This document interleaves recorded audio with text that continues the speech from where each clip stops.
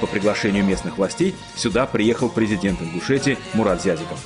Его тепло встречал мэр города Чивитавеке Джованни Маскерини.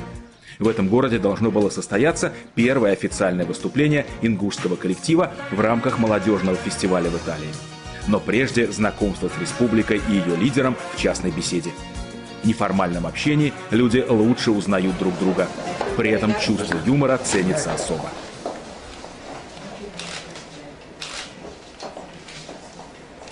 Я иногда, когда смотрю по телевидению, вот, когда встречается и Владимир Владимирович Путин, и Берлускони, мне кажется, что Берлускони, он, наверное, больше ингуш, чем итальянец.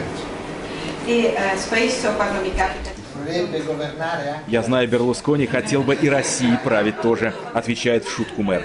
В общем, беседа проходила в теплой и дружеской обстановке. Вот все, что связано с Италией, у нас такое особое восхищение. Особенно любим Италию, и это, может быть, вот по расстоянию мы далеко друг от друга, а вот как бы сердцем очень близки друг к другу. Но дело, как мы себя видим, как мы себя представляем, очень важно, чтобы мы чувствовали, что нас знают, и что мы часть такой общей европейской цивилизации. Цивилизация, которая обогащается многообразием культур. И фестиваль, который прошел под патронажем супруги президента России Светланы Медведевой, стал ярким тому подтверждением. Ну а итогом встречи в мэрии стало предложение итальянской стороны стать регионами-побратимами. Предложение было охотно принято.